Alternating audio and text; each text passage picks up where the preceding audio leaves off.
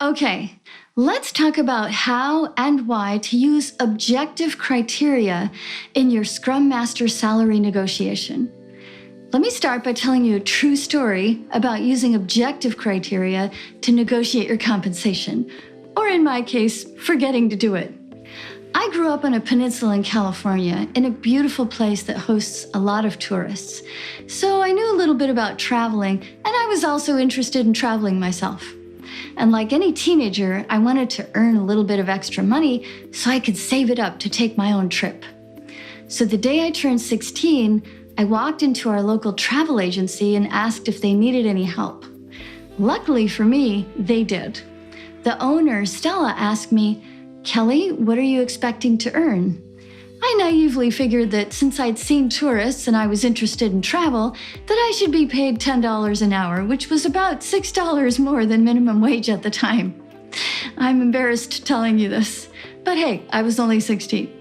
Fortunately for me, Stella just smiled and said, "This job pays minimum wage." I said, "Okay, great. When can I start?"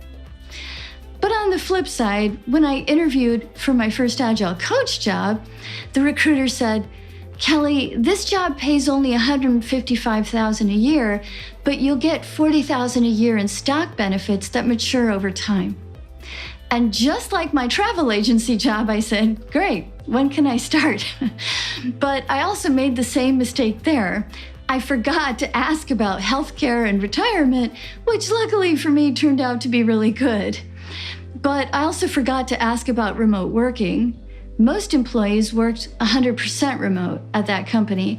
And what I didn't realize is that in my position, they expected me to be in the office every day, which meant about an hour and a half of driving each way. I absolutely hate driving. And for every minute in the car, I kick myself for not negotiating 1 or 2 remote work days per week. What did I do wrong? I'm sure you know the answer. In both cases, I failed to use objective criteria to inform my salary ask. So in this sprint, you'll learn some ways you can prepare and use objective criteria in your salary conversation with your recruiter. By the end of this sprint, you'll have some concrete ways to identify objective criteria for yourself, as well as some online tools to help you determine a realistic salary ask. So when my old mentor, Paula, heard I was job hunting, she gave me a really good piece of advice. She said, "Kelly, make sure that you use objective criteria when you negotiate for your compensation." But I asked her, "Paula, what exactly do you mean by objective criteria?" She said, "Easy. It's the things we all agree are important in evaluating your compensation. It could include things like your years of experience, skills, education level, certifications, trainings, and volunteer work." I said, "Okay, that makes sense. Those are all things people recognize. I see how I could use them in a compensation conversation, and I think it would make it pretty easy to have that conversation because those are just objective facts. But I'd also like the opportunity to grow. What are some objective criteria I could ask for around that?" Paula said, "Great question, Kelly. Negotiating for resources and opportunities that support your professional growth are really important. Those can include leadership opportunities, expanded scope of authority, like org change management along with Agile, which I do, or at the enterprise level, one-on-one coaching, which I also do, or enterprise Agile transformation, which I also do." So if you just look at the professional opportunities that you feel would help you grow in your career and your development. And a related topic to consider is working conditions. For example, in the post-pandemic world, many Scrum Masters work remotely, as do their teams. So do include the topic of whether you can work remotely and how much. You can also include the topic of how much or how little travel would be expected of you, from the pre-pandemic 100% travel model that I used to be in, to the hybrid model, to the fully remote model. But then I asked her, what are some objective criteria around money? How do I even begin to figure that out in an accurate way? Paula smiled and said, easy again. Just look at the national average salary for that role, the average salary for that role in your region, and how much similar companies pay people for the same type of work. I said, that makes sense, Paula, but how would I even find that information? I guess I could ask a few people, but that's very private information, and I don't want to intrude on anyone's privacy. She said, don't worry, you actually don't have to. All you have to do is go to an online salary calculator. There's a bunch of them out there, and most of them are free. I like the one on Indeed.com. But you can also use Glassdoor, PayScale, PayLab, or Comparably. Lots of options. Whichever one you choose, it'll take you through a series of easy questions. Then it'll spit out salary information that you can use in your negotiation with your recruiter.